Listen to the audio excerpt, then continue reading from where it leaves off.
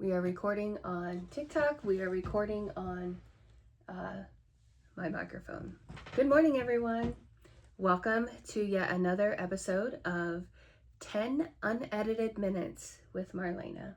Today is day 3, and again, so proud of myself. I am starting a little bit late today because I was messing around with some technology here to try to maybe add a little bit to this, but I was thinking this morning as I was getting ready that I heard a statistic one time say that it takes 2 weeks, 14 days to form a habit. So we are on day 3 of day 14. That's my next goal. Get to day 14. And then we'll set another goal from that. You know, that's how you set your goals. You have a long-term goal. And my long-term goal is to see episode 365 of 10 Unedited Minutes with Marlena. But then you have to set short-term goals. And my short-term goal is to get to day 14. And when I started, it was to get to day 1. And I met that. And then get to day 2, day by day by day. And then you go from there.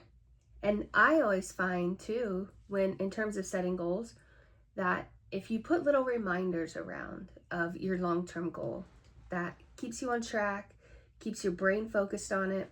I have a sign right back here. People who are on YouTube can see me pointing. A little piece of paper back there, and I have a goal of how much I would like to earn in a month with my Hook and Rise Creative, with my Etsy shop, and with other little part-time gigs that I can pick up.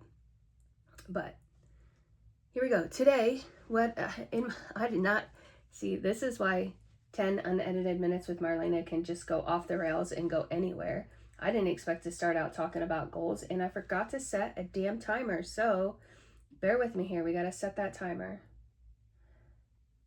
And where's it at? There it is. I panic.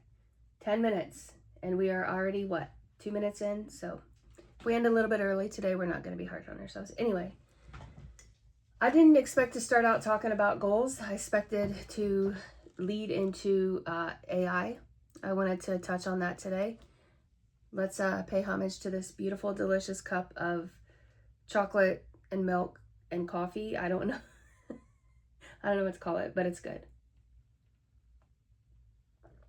And there's just something about it that gets your day going. So AI. So I'm going to admit, I'm a user of ChatGPT. I discovered it probably late last year, and I started using it to help me write social media posts.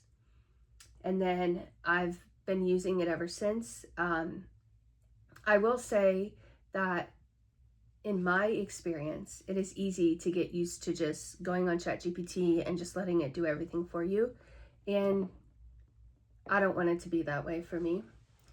I think that people have a love-hate relationship with AI. And I'm the same way, right? I love the automation of it. I love the ease of it. I love how you can literally type in anything in there, any question you want, and it will give you an answer for it.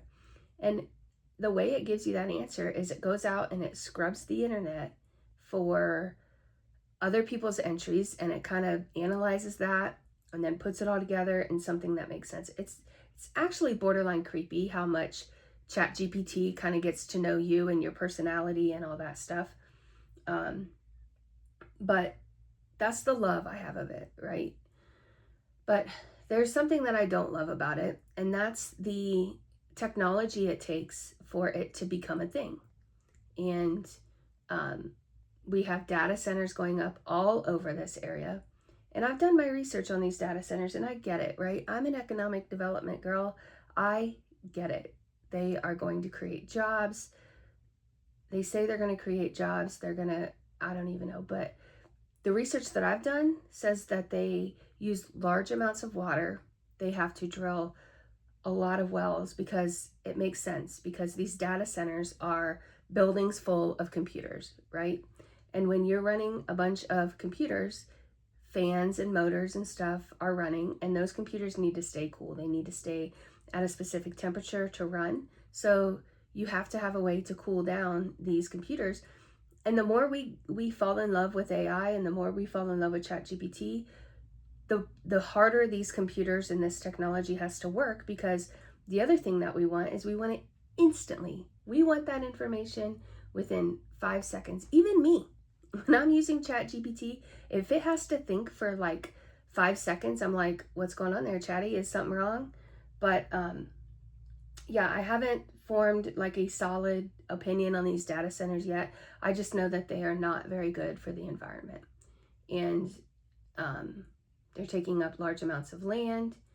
They're getting large tax abatements, and I don't know. I'm the type of person that feels like, okay, AI is here to stay, right? So we need to embrace it. So we need to come up with a plausible solution to how we can create the technology to use it. What can we do? Can we build these data centers? Where else can we build these data centers? I don't know. Create them out in the ocean? I don't know.